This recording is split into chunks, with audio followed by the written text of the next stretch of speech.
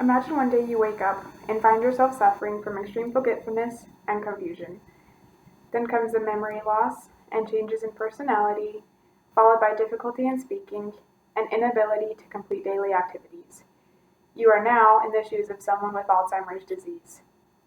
On September 10th of last year, my Aunt Nellie died at the age of 55 from her battle of early onset Alzheimer's. My aunt and uncle, Dale and Nellie, lived a beautiful life together in Bountiful, Utah, with 4 children and 5 grandchildren. In 2015, Nellie was diagnosed with Alzheimer's, and it took only 3 years for this disease to take her life. Curious about this awful disease that affected my aunt so negatively, I decided to do some research of my own. I have put in several hours of research on this topic, studying and comparing different studies.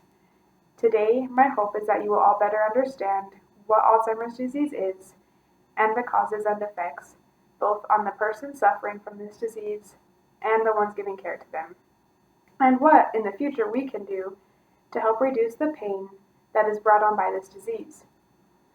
I will do this by taking you on a journey of my aunt's experience and her story through this illness, and explain what my research has found about the causes and effects of Alzheimer's disease.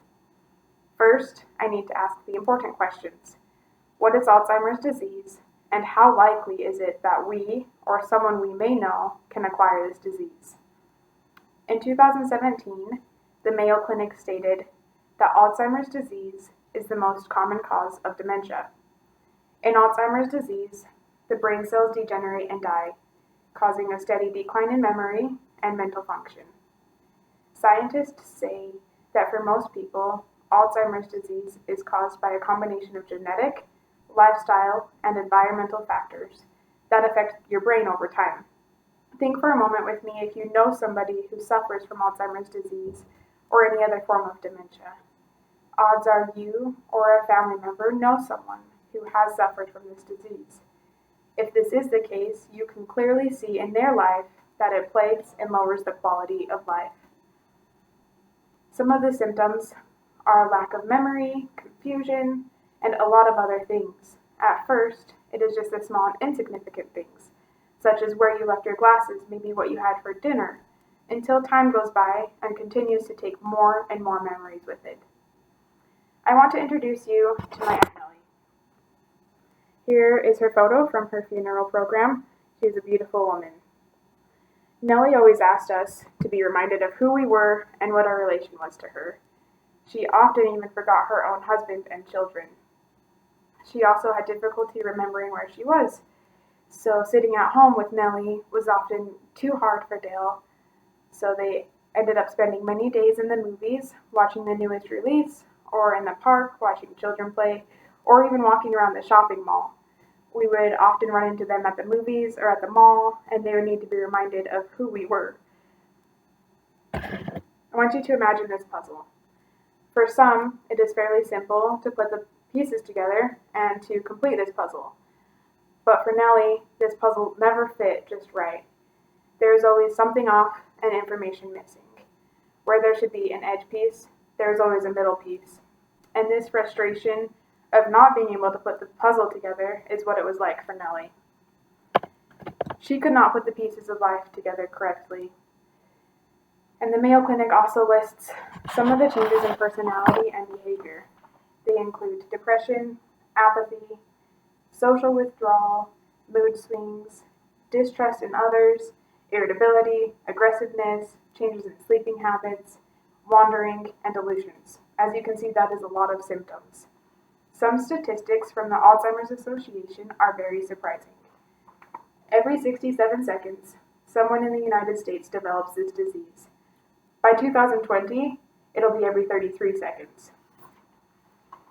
1 in every 3 seniors dies with Alzheimer's or another form of dementia. It kills more than breast cancer and prostate cancer combined. Alzheimer's disease is the 6th leading cause of death in the United States. When my aunt died, I saw the pain and sorrow on my uncle's face, and the faces on her family members and friends. This sight made me realize that they didn't start suffering when she had died, but it had been going on for multiple years since she had first been diagnosed with Alzheimer's disease. This had been an emotional roller coaster for my Uncle Dale, as he cared for Nellie for over 3 years. He was always so stressed and so exhausted that it was almost a relief when he passed away last September. That made me ask, what are the effects on the family members of those suffering with Alzheimer's disease? According to the Mayo Clinic, when a family member is diagnosed with this disease, the effect on the family can be extremely overwhelming. It adds so many emotions, such as fear, sadness, frustration, and anger. There's an increased amount of responsibility placed on the shoulders of each family member, and this either closens their family relationships or weakens their family relationships. Nellie's family grew together to support and care for her in any way that they possibly could. Talking about the condition and specific circumstances for those with Alzheimer's disease in an open and constructive way creates a great support system for those doing the caregiving. Nellie had a great support system. Luckily for her, the nurses and doctors were tremendous, and she was always comforted. My next question is, what can we do to prevent or reduce the risk of acquiring Alzheimer's disease?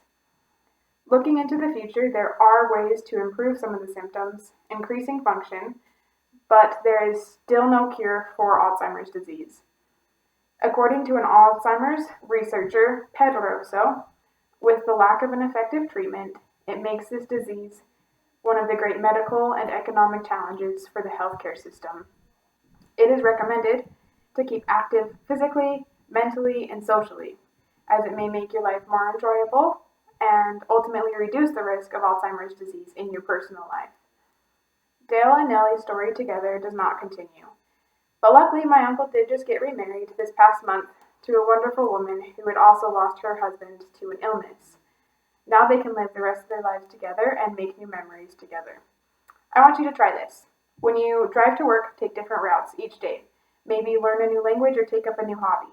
Stay active both physically and mentally, because these things will help keep your mind active and reduce the possibility of suffering from Alzheimer's disease in the future. I would like to share some closing thoughts. We may never know who will one day suffer from this disease. It could possibly be us. Because there are no ways to prevent or cure this disease currently, it is very important to know the causes and symptoms and learn ways to deal with somebody who may already have it. In review, I shared the story of my Aunt Nellie and her battle through Alzheimer's disease.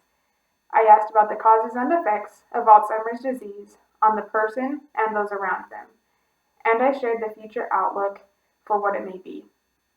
Although it was hard to lose Nellie to this disease, there is so much to learn on an individual level from a loss of a loved one. I hope that you never have to experience the loss of losing someone to Alzheimer's disease, and I hope that you are not part of that 1 in every 3 humans who will one day suffer from this disease. Thank you.